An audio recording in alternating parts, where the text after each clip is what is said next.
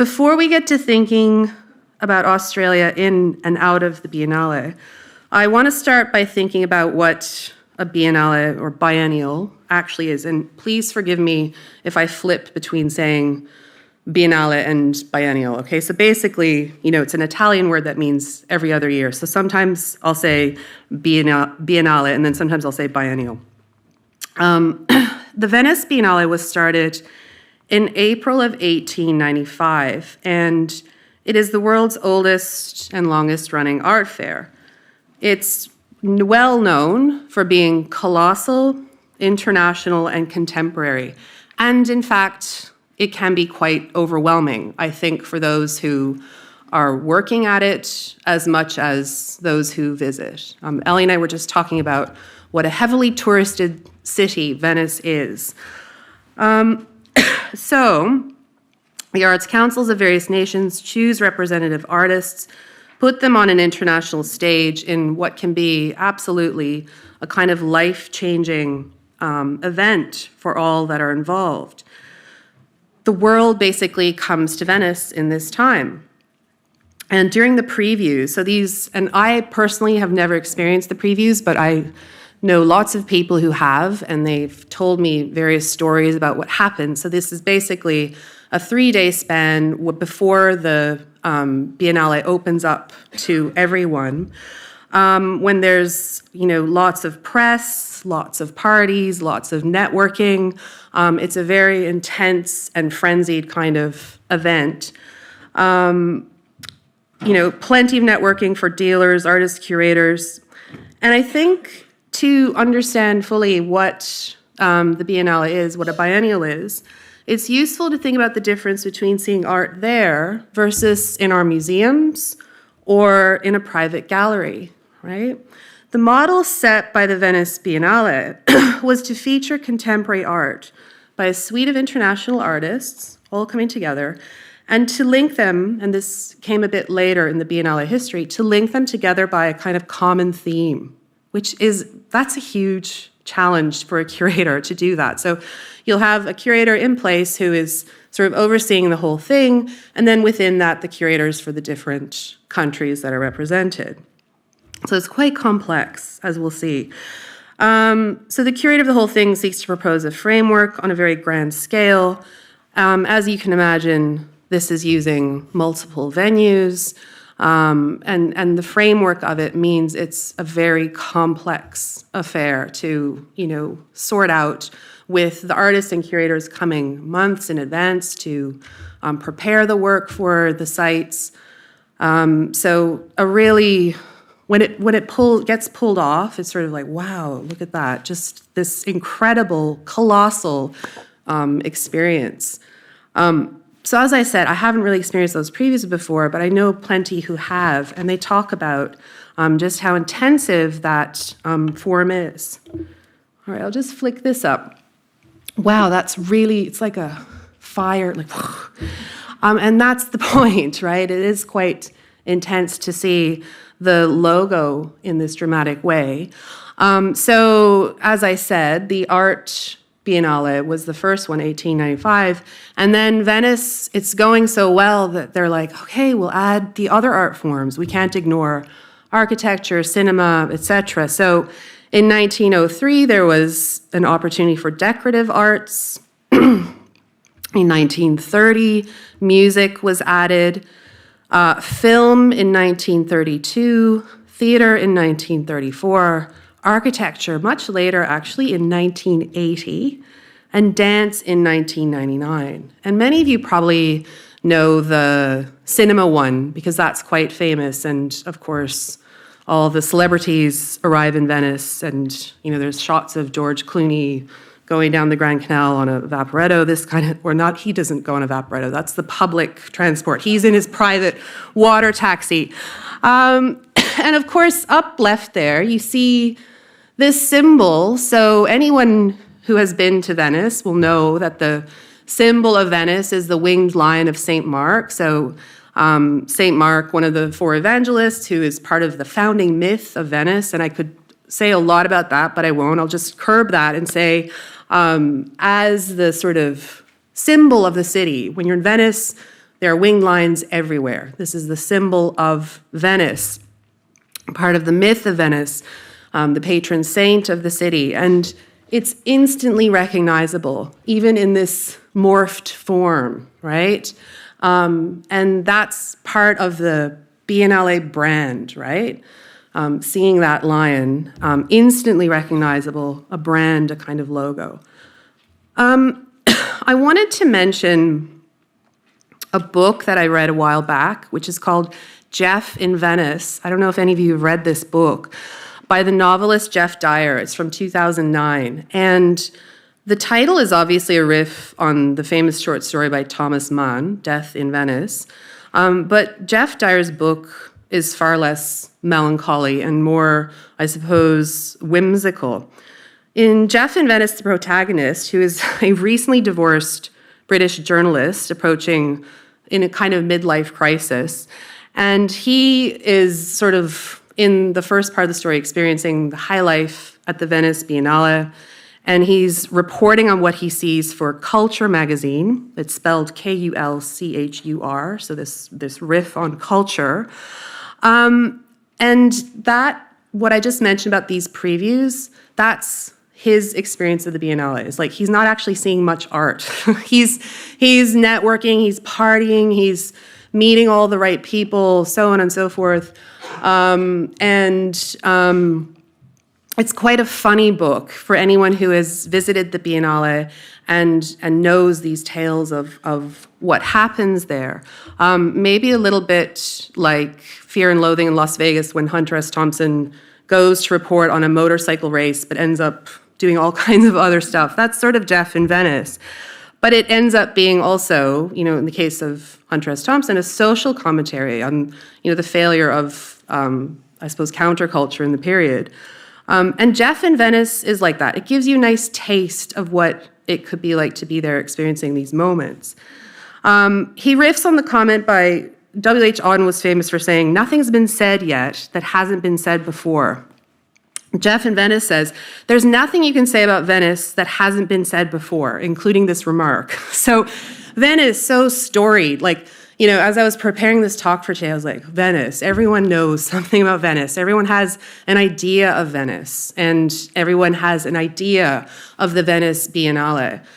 What I wanted to sort of explore is, I suppose, the seriousness of it, as well as, how Australia has participated in the past. It's a very compelling, strange story, in fact. And also think about what the success of the Venice Biennale meant, what it entailed for the art world. Because the success of the Venice Biennale meant every other nations kind of went, wait a second, we want a Biennale. So just moving ahead here. The success of the Venice Biennale meant, of course, other nations took careful notice. And I think we could probably say that these days, the announcement of a new Biennale is not big news. So a lot of critics talk about the Biennale Effect, okay? Or biennalization. There's these clever terms that have come about to think about this as a kind of phenomenon. And this, on the left here, you see, there's a Biennale Foundation website, which you can all visit. The link is there. And you see on the left there, a calendar of upcoming events for 2023. And also, here in the middle, a list of, in alphabetical order, of the world's existing Biennale events. That's just the A's, right? So, in a way, I'm kind of playing a sad joke on myself by saying there's tons of Biennale, but the Venice one, my point actually is the Venice one remains quite special for various reasons we'll talk about. So here, you can, if you visit, so just the sheer number of them, but also you can, when you visit this site, you can have fun, you can kind of spin the globe around. So I spun it so we'd have Australia and, kind of try to see, because of course the globe as it is in that standard way where you have the Americas here, et cetera. But we've spun the globe here, and you can see, the uptake in Australia, of course, the proliferation that happened in Europe, but you really just get the sense of just how many of these events there are. You could become a Biennale tourist if you wanted. You could just go around visiting them over and over. And in fact, there are lots of, people in the art world who do just that. They are visiting and thinking about all of these different events and trying to see as much, of international contemporary art as they can. So particularly in the 1980s, I've been reading, there was a kind of explosion of this framework. And of course, the mind instantly goes, well, that's like the moment of the explosion of like the Reagan era capitalism. So lots of, economics and art and that link. We can't ignore that, particularly here. There's plenty of critical commentary on how the Biennale effect impacts the art market, the commodification of contemporary art. And the so-called Biennale effect has seen plenty of cities seek to set up equally successful art fairs. Usually these are described as more peripheral cities. It wouldn't exactly be the New York Biennale. It would be more like, a kind of more smaller city that's seeking to, in many instances, relaunch growth. One curator put it this way: a Biennale puts your city on the map, and it's a great market. And I think that kind of persistence can be quite insistent. For example, I was very surprised to read that in Ukraine, the Kiev Biennale is going ahead, which, of course, we all know this is a time of crisis and war, and they've proudly pronounced that their event will go ahead. So that persistence and insistence should give you some indication of just how valuable and important these events have become to various places around the world. People who are pro-Biennale often talk about the kind of diplomacy that can happen around these events, so various nations coming together and, the kind of diplomatic relations that can develop.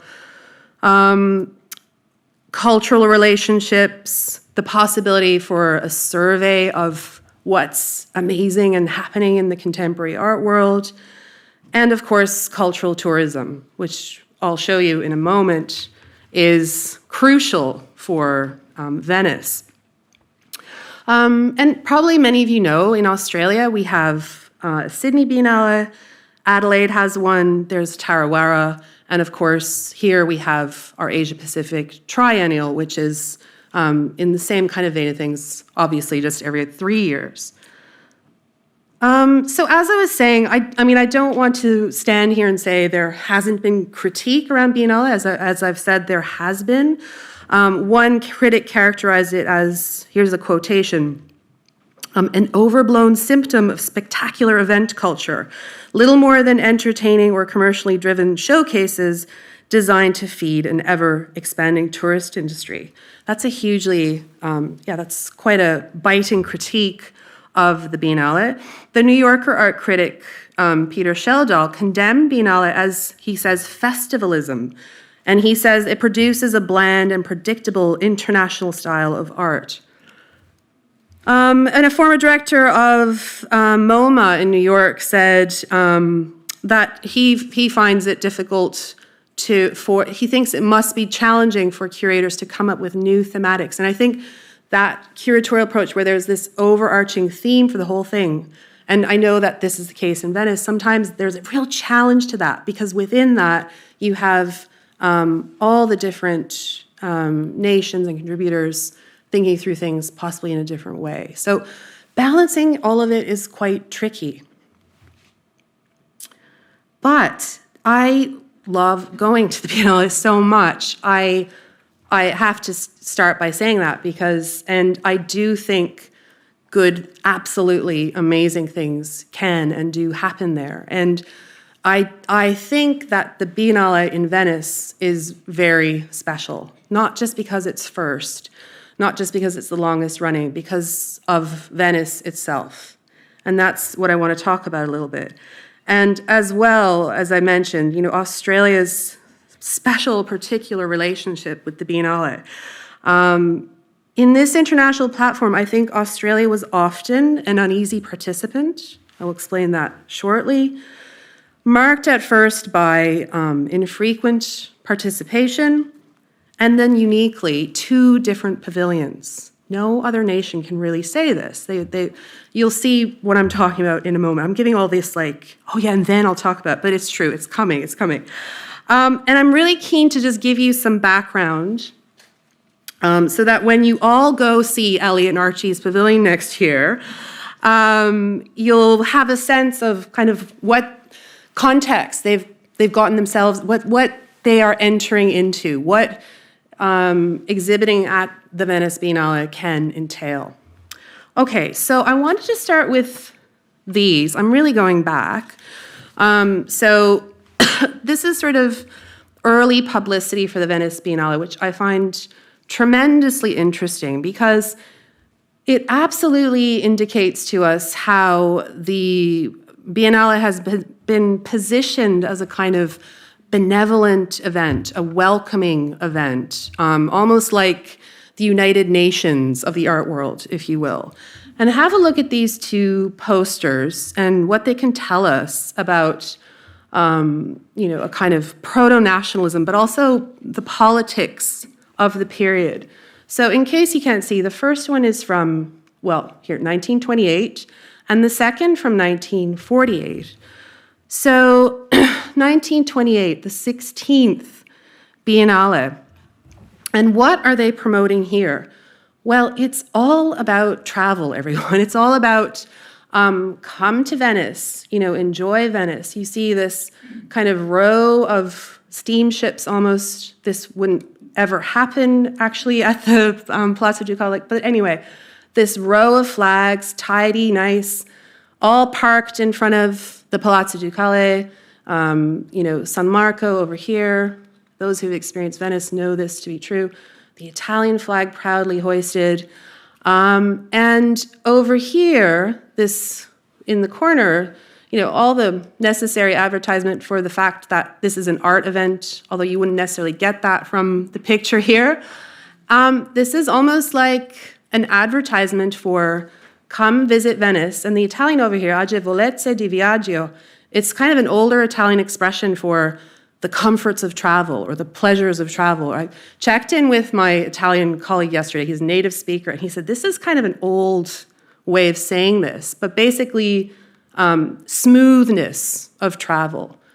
So my point here being, tourism was built into it from the beginning. And this idea of Venice as an attractive location that you could experience all the smoothness of travel was part of the Biennale experience from day one.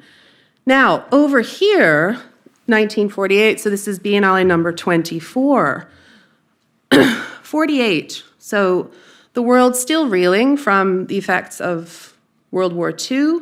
There was no Biennale in 1946, and I'll tell you more about this later, but the Biennale is only canceled in the most dramatic of situations. So World War I, World War II, COVID.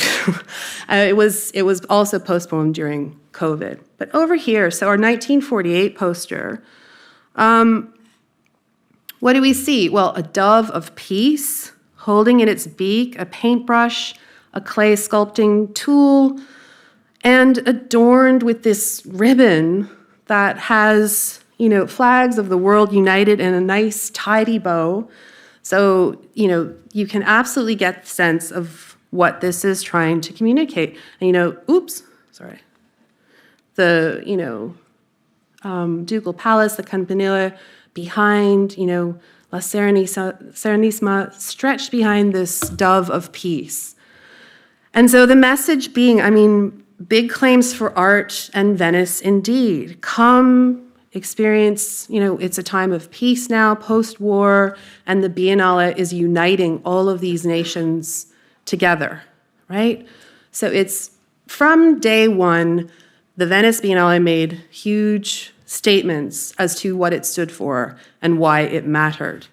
And this is perhaps, one of the most grandiose ones. Famously, I think it was 48 when Picasso exhibited at the Biennale for the first time. More on that to come.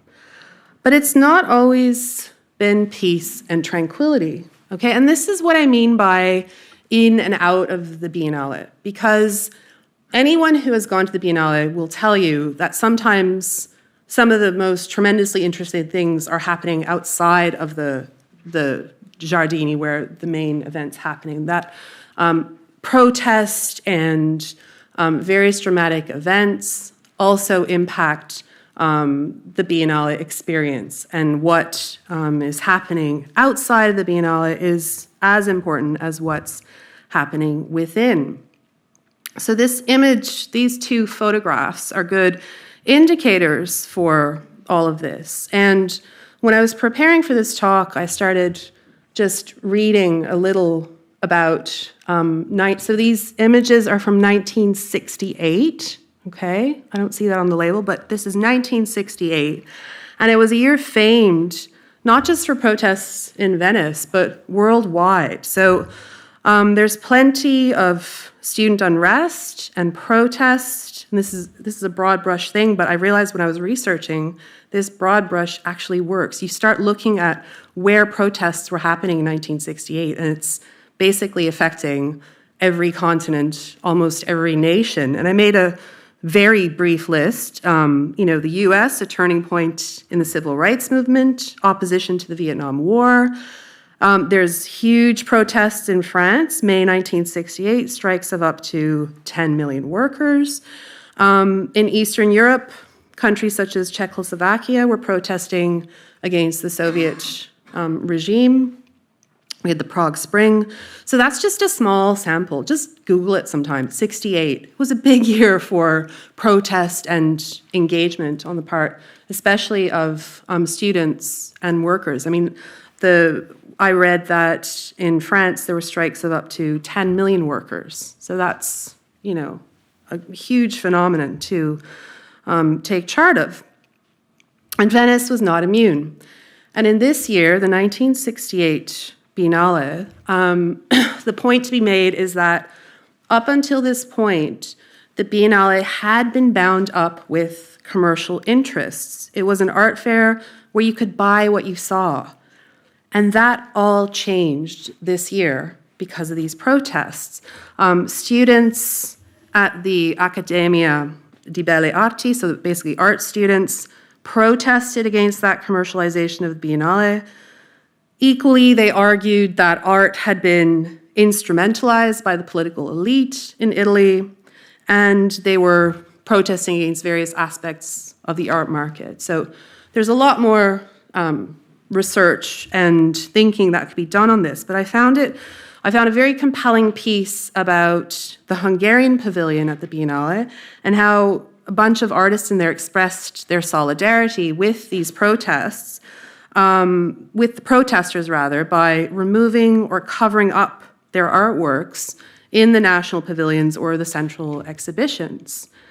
So again, a very dramatic moment in which we see that what happens outside of the doors of the Biennale is often impacting, or a reflection, I suppose, of larger global politics. With such an international forum, this is a great moment to get what you want to say heard and noticed. And that's true of the artists, of course, too.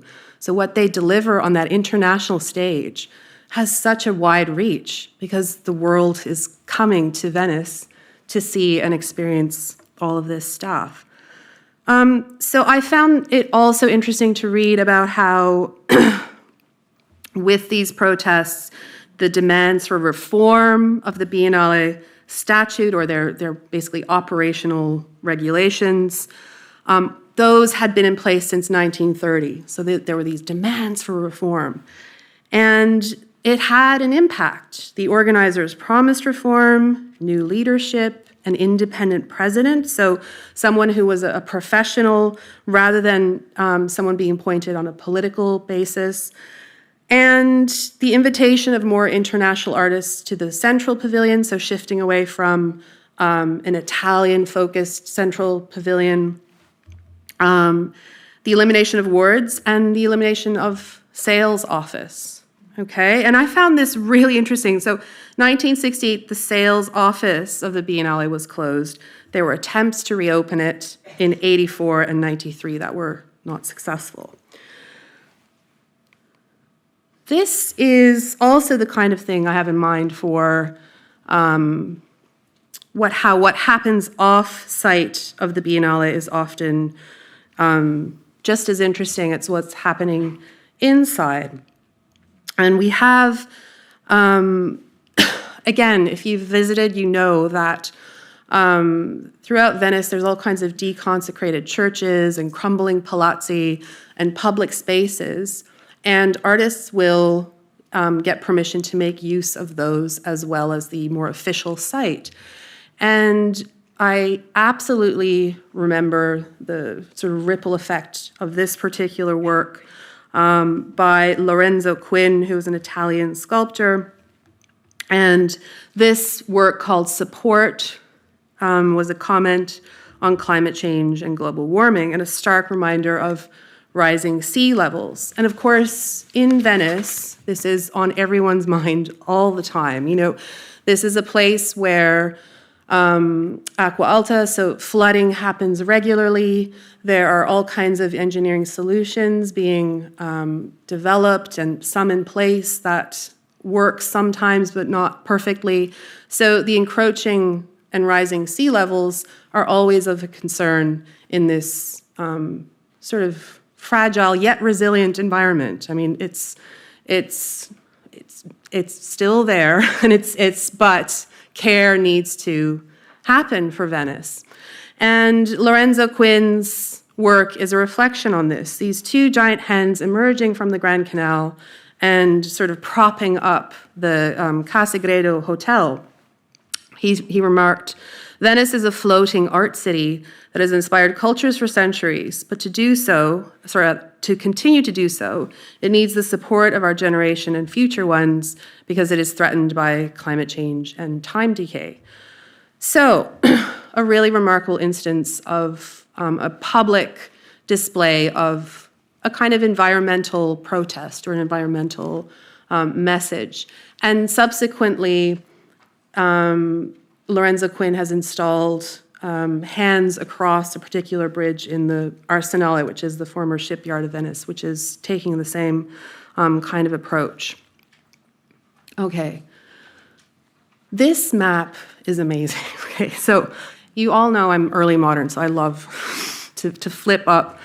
I research early modern, so I do love and relish moments like this where we can appreciate older art forms as well. I just want to give you a better sense of where all of this is taking place. I mean, I've said Giardini, Arsenale, and now I want to kind of hone in. And if you've been there and this is repetitive, apologies for that. But for those who haven't, I just want to make sure we really get a sense of where we are in all of this. I've put up Jacopo de Barbari's brilliant, this map was made in 1500, a bird's eye view Venice, and made, I should note, in the era before drones. So that's not so easy to do, everybody. And we surmise that he created that vantage point. This is probably the earliest bird's eye view map we know of. Certainly one of the largest maps we know of. It was made from 6 wood blocks.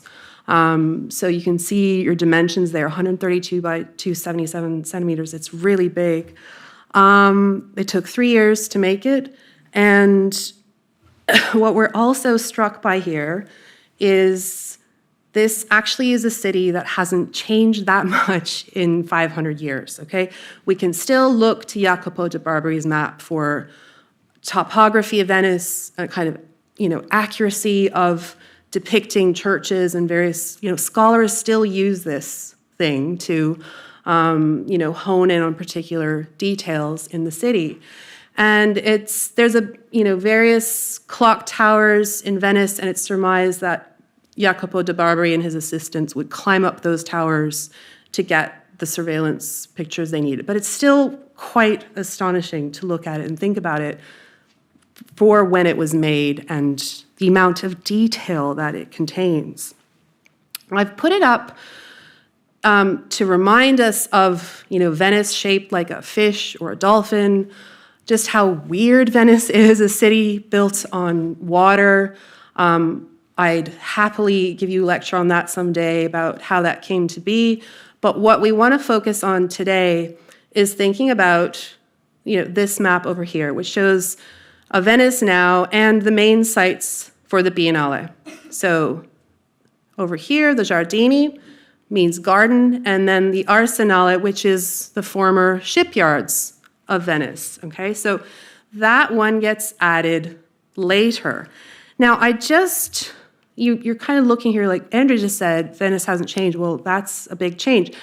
And I just want to give a tiny bit of context for that, because I'm basically going to skip through a lot of history here, but one remarkable event I want to tell you about is the fall of the Venetian Republic in 1797. So before that, Venice is a proud maritime republic, one of the best navies in the world. They have holdings, a vast empire stretching to Croatia, Slovenia, parts of Greece, Albania, and various zones throughout the Adriatic. The fall of the Republic in 1797 at the hands of Napoleon, and then ultimately they're taken over by the Austrian Habsburgs, all of that after 1,000 years of proud Venetian rule. You really sort of get the sense of why later in the 19th century, Venice will be searching for new kind of ways of identity building, because they had been a proud republic. There's the myth of Venice. There's all kinds of reasons why Venice is seen for centuries as a special, unique place, not in and of itself a beautiful and kind of unusual city in terms of how it's made up. But yes, they're taken over. Then ultimately they become part of the Kingdom of Italy in 1866, after all this oscillation between France and the Habsburgs. And let me tell you, it's not irrelevant, because to this day, when we go around Venice, a lot of times we'll say, yeah, that used to be a functioning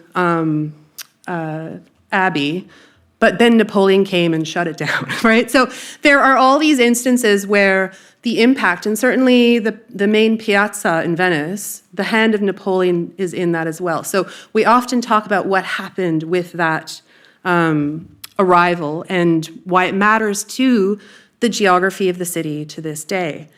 Trust me, this is relevant, because two spaces that still feel and see the impact of Napoleon is exactly that little corner of Venice where the Giardini is, because Napoleon basically comes, and some of the histories say, and then he drained a marshland and put a garden there. Well, that's not quite accurate, because there were a lot of houses and churches there, and he basically leveled a space, and the Giardini, which is where those gardens, where the Biennale happens, that is the site. And the Arsenale, you can imagine, this is the former shipyard, so very proud, very symbolic of the pride of Venetians in their republic. It was almost like a slap in the face. Napoleon said, oh yeah, you don't need those anymore. And they become more disused. Okay, so there was plenty of these historical buildings that could be taken over when they decided that Biennale was outgrowing the Giardini spot. So the point being, I think when we talk about why Biennale, why Venice, another scholar suggested that when discussing the Biennale, it's impossible to ignore the particular importance of Venice as the host city.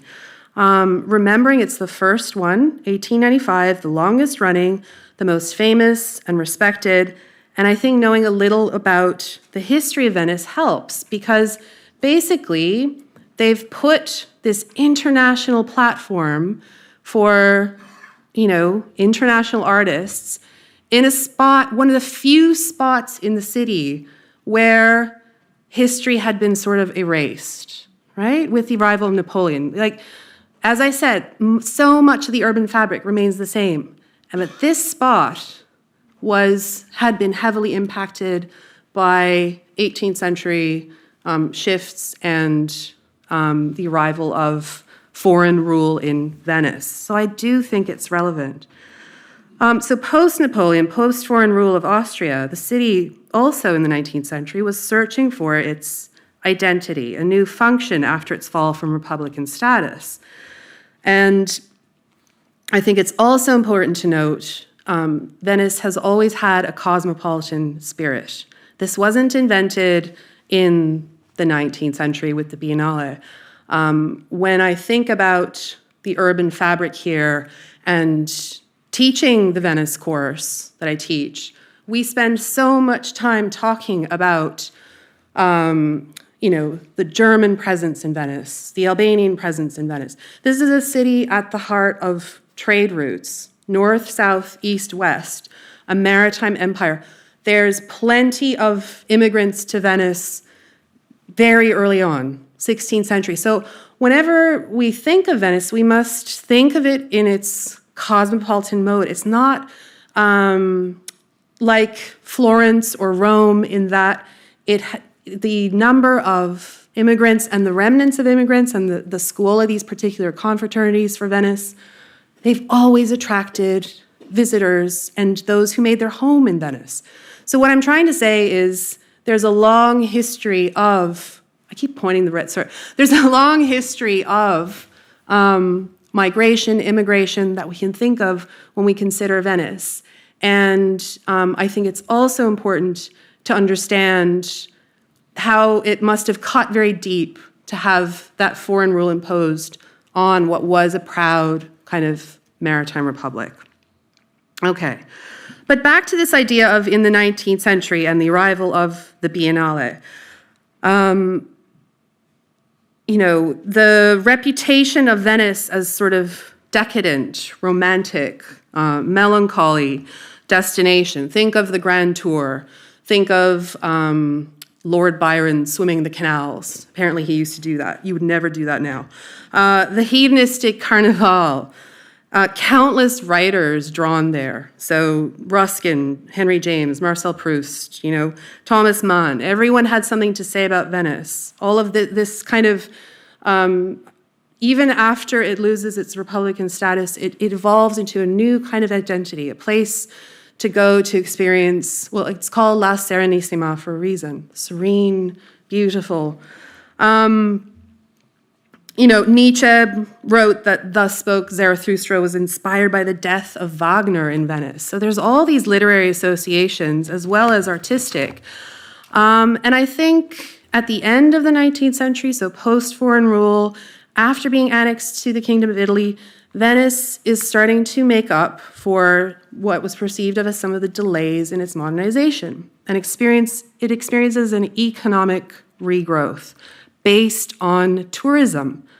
So these are details, but 1883, they get the Vaporetti, so those are those boats that you ride around the public transport that I mentioned George Clooney would never be on, but the railway station, 1870, attaches Venice to the mainland, so that's another main difference. The railway station now, of course, is up there linking Venice to the mainland. New markets, Thomas Cook Travel starts to appear there, luxury hotels at the Lido. So all of this is changing and tourism starts to mean everything. So I'm kind of building this case for why Venice decides to adopt this Biennale structure. They want to show they're a new, invigorated, and cosmopolitan city. They have survived that blow to their identity and now have a new one. The world comes to Venice. On the Australian Council website, they say in 1893, the mayor of Venice, Riccardo Selvatico, proposed a major art exhibition to coincide with the silver wedding anniversary of Italy's King Umberto and Queen Margherita. So that is seen as this prelude to that moment in 1894 when they make that decision to hold a Biennale and award prize money for the best work of art. So this is important. From the beginning, from the outset, it was about contemporary art, it was about international participation, and this idea of attracting a public to Venice, to see the world come to Venice. That's the very definition of cosmopolitan. So I think it's important. Remembering that in Venice, tourists outnumber locals. I have a friend there who has this project called 73 Tourists, and the point is that he's a local, and for every Venetian, there's supposedly 73 tourists at the same time. It's a place where the population has stayed roughly 50,000 for quite some time. And of course, there's about 25 to 30 million tourists every year.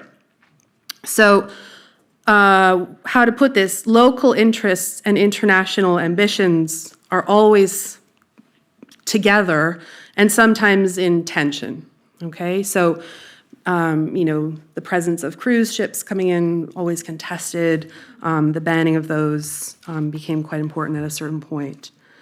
Okay, and where is it all happening? In the Napoleonic Gardens, the part of Venice where history had been erased, the part that is not redolent with the myth of Venice. Arguably a place with little connection to the city's past that could look to the future. And you definitely feel it there. When you go to the Giardini, all of a sudden you're like, oh my gosh, there's so much room. You shift away from feeling rather crowded. Everyone who has been to Venice knows the experience of being on super crowded streets. But in the Giardini, there's typically lots of room to maneuver around. Okay, so I'm really interested in these national pavilions, and that's what I want to focus on, rather than the Arsenale site, which came later. At the beginning, so these national pavilions were built starting in 1895, and it's only in 1999 that they start to use those extra shipyard spaces. As I mentioned, the Biennale always happens unless there's a really good reason to cancel. World War I, World War II, COVID pandemic, all were disruptive. I want to give some attention to this original site and this older map just for a very quick minute here. Let's remember our original context. It's in an era of intense nationalism. And have a look at this 1958 map and what nations were included compared to 2017. This is obviously a very Anglo-Eurocentric. One critic described it as a League of Nations roll call from the 1920s. So it's, decidedly of its time.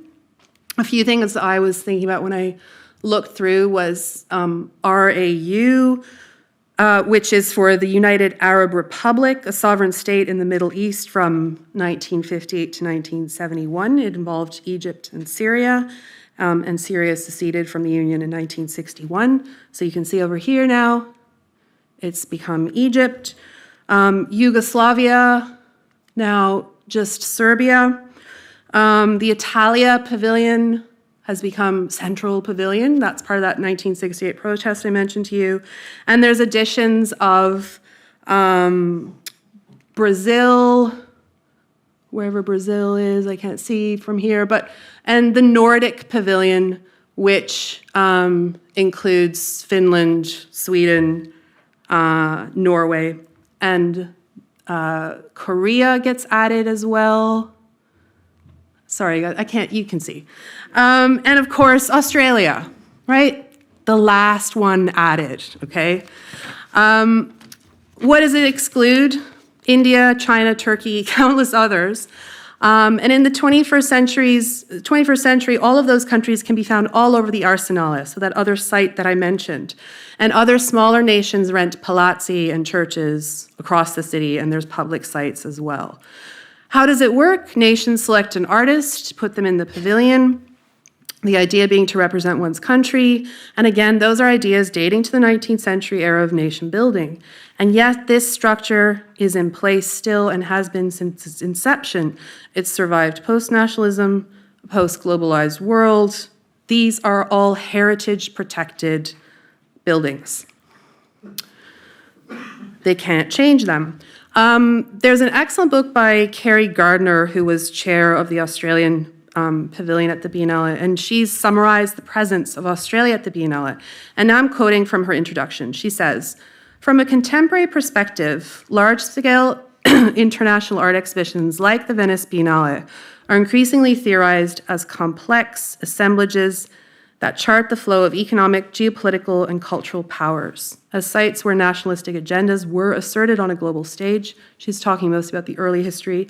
And she goes on to point out that there is a balance between being presented by your country and representing your country. These don't quite mean the same thing. These are the facades. So when you go in the Giardini, each pavilion has its own unique facade, and these are interesting as cultural artifacts in and of themselves. So, kind of, the sort of secessionist or Art Nouveau approach of Hungary. And these are in order of when they were added to the Giardini.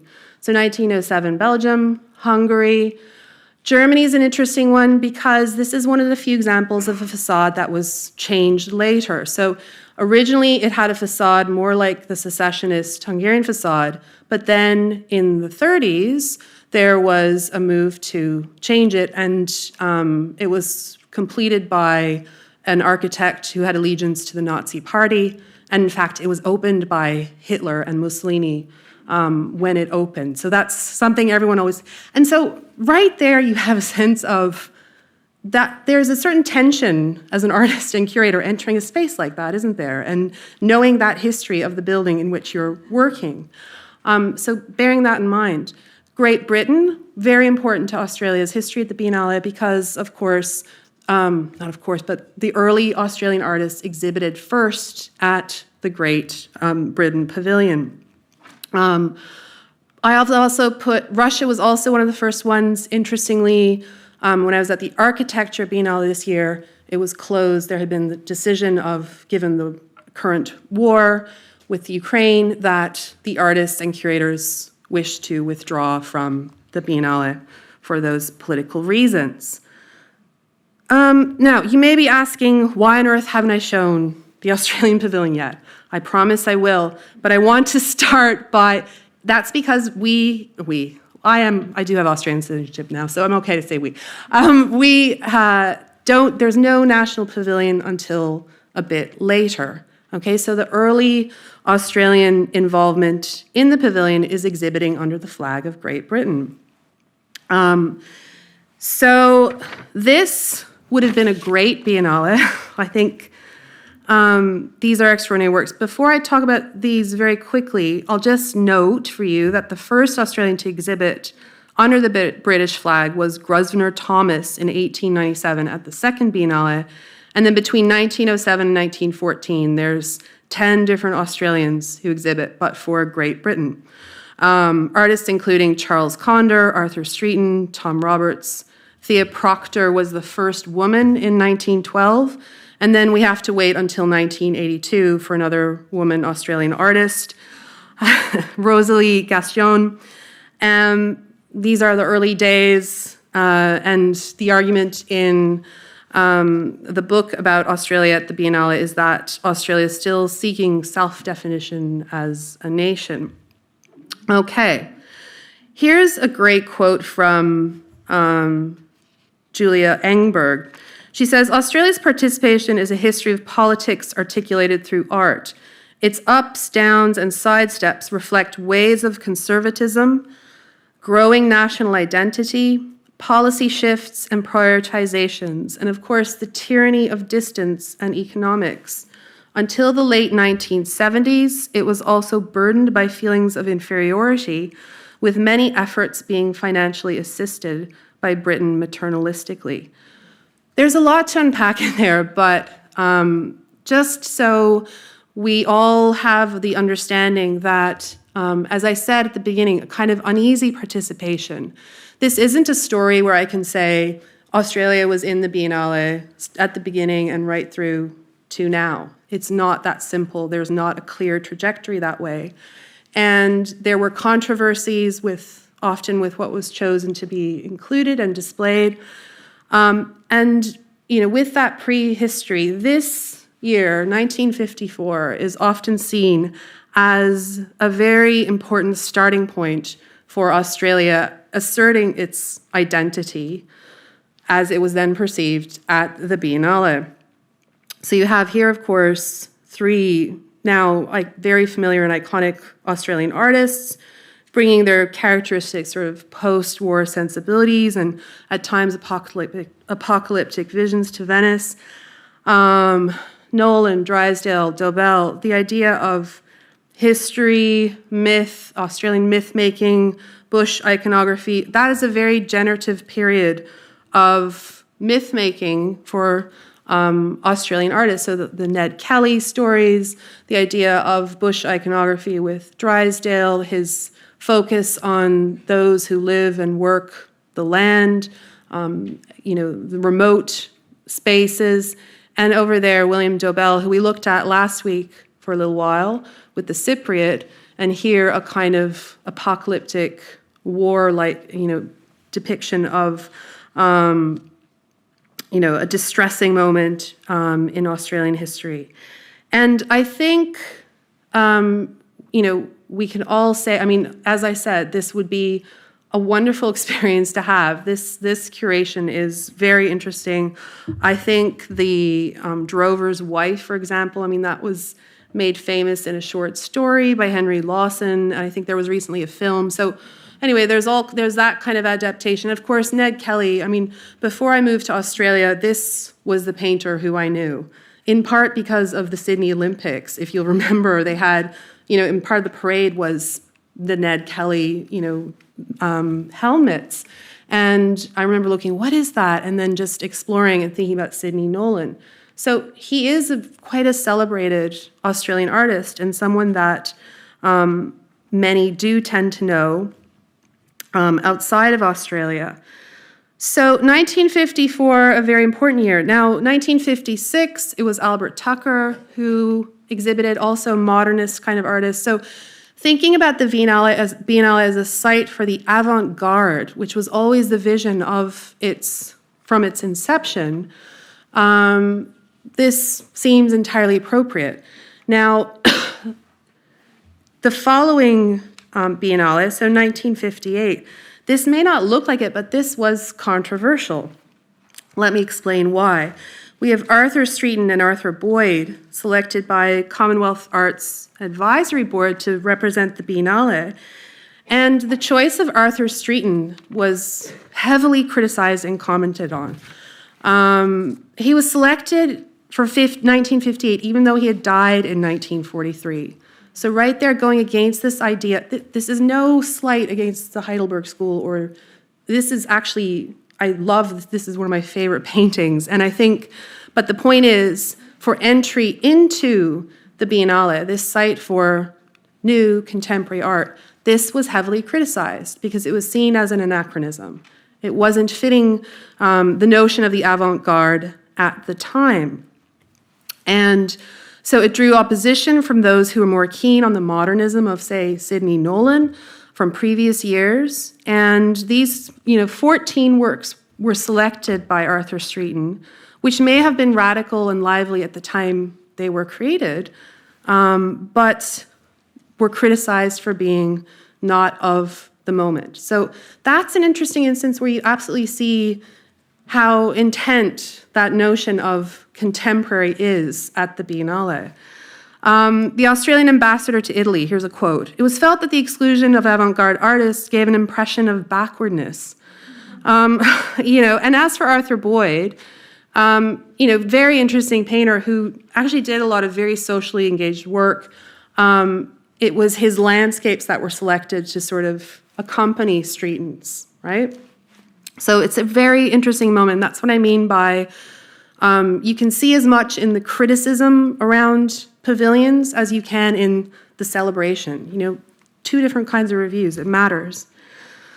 Now, Australia sort of withdrew after 1950 until about 1978. There's all kinds of, thinking around why that might have been. Carrie Gardner surmises that Australia didn't want to engage or compete in these cultural gatherings alongside nations where the arts were more heavily supported. She runs through how the support of the Australian Council of the Arts was very important. So in 1978, sorry, I have no slides for this part, we see the ideas of minimalism and conceptualism coming onto the scene. So artists like Ken Unsworth, John Davis, Arturo Schwartz. Between 80 and 86, similarly, there's Mike Parr, Peter Booth, Rosalie Gastione, who I mentioned was only the second woman artist included. And then in 1986, Imants Tillers, who many of you probably are familiar with his work. His big quote was, "Locality fails as a barrier." He considered himself to be very international and of the moment. Now, in all of that, so what's left out? Well, plenty is left out. Aboriginal art, the idea that the world, or that there was starting to be a real understanding of and awareness of, bark paintings, Western desert paintings in the 80s. And so we would expect that eventually there should be an Indigenous artist appearing at the Venice Biennale, and this does happen. But first, I want to show you our first pavilion, the Philip Cox Pavilion, which was it was much reviled initially, and there's some nostalgia for it now. It was a white metal box designed by Philip Cox, assembled from a kit of parts in 1988 at the site, and it was classified as temporary. And basically, Australia got the last spot in the Giardini, so that there was one spot left, and they got it. And nothing had been added to the BNL site for a long time. So, as I said, you can gauge a lot from the criticism of this particular pavilion. A number of critics described it as completely inadequate for major art.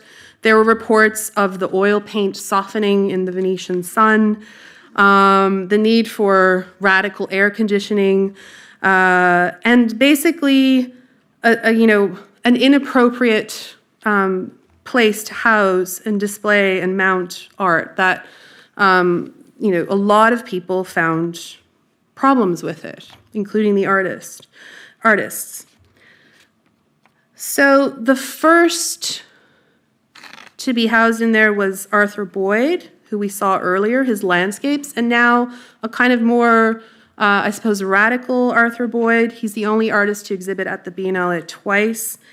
And here, instead of his landscapes, we have this stark figuration and a kind of, dealing with social conscience, humanitarian issues, figurative art in a moment when abstraction was more the norm. And then finally, in 1990, we have the entry of Aboriginal art onto the Venice stage. Carrie Gardner references this. She says, "It was a long overdue move from invasion and appropriation to a focus on a more national cultural identity that placed Indigenous culture at its center." So an absolutely crucial moment when Rover Thomas and Trevor Nichols were chosen to represent Australia at the Biennale. This would happen again in 1997. Now, I've skipped 2 years, so 2 Biennale iterations. So Jenny Watson, who some of you might remember was a guest of mine at the last iteration of this course, she represented Australia in 1993, and in 1995, it was Bill Henson. Now, in 1997, this incredible, this is one I wish I could have seen, when Emily Kingware, Judy Watson, and Yvonne Cool, 3 women Aboriginal artists, in a pavilion that was thinking through issues around reconciliation, multiculturalism, and finally the Biennale as a site for thinking about decolonization.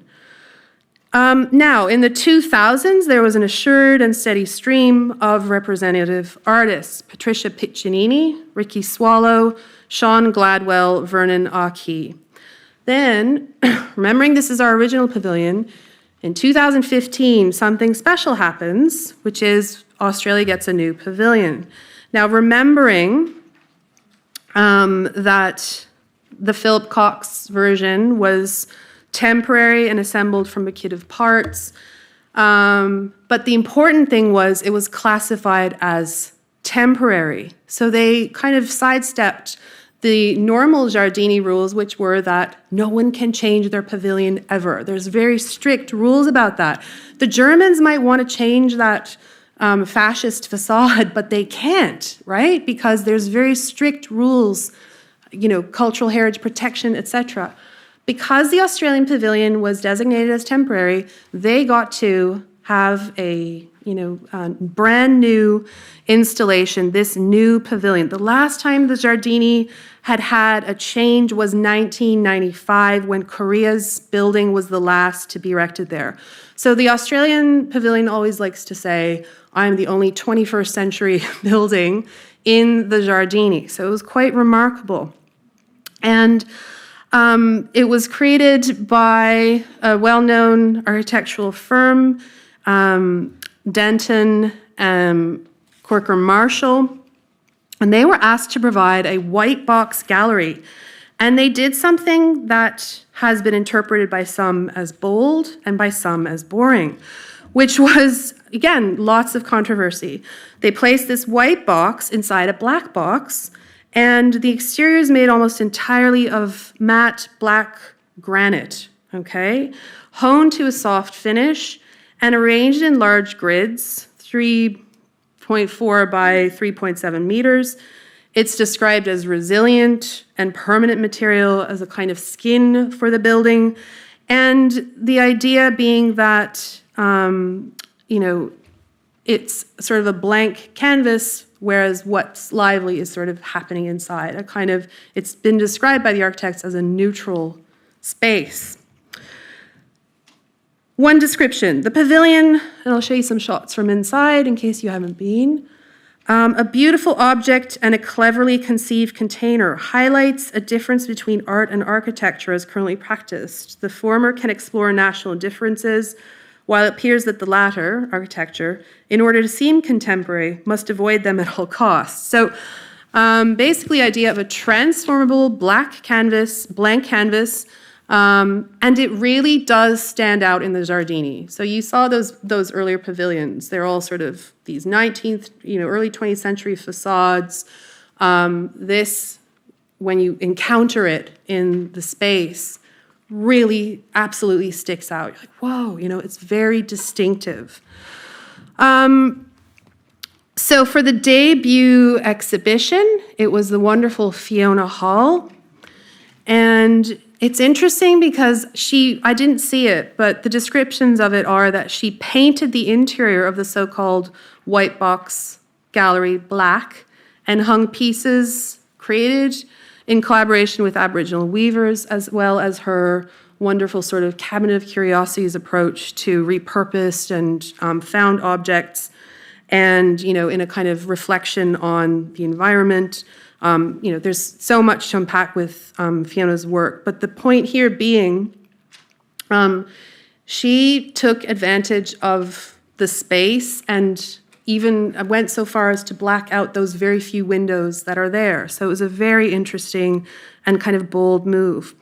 And now since Fiona, there have been 3 others. So in 2017, Tracy Moffat was the representative artist. In 2019, Angelica Mesiti, and in 2022, Marco Fusinato.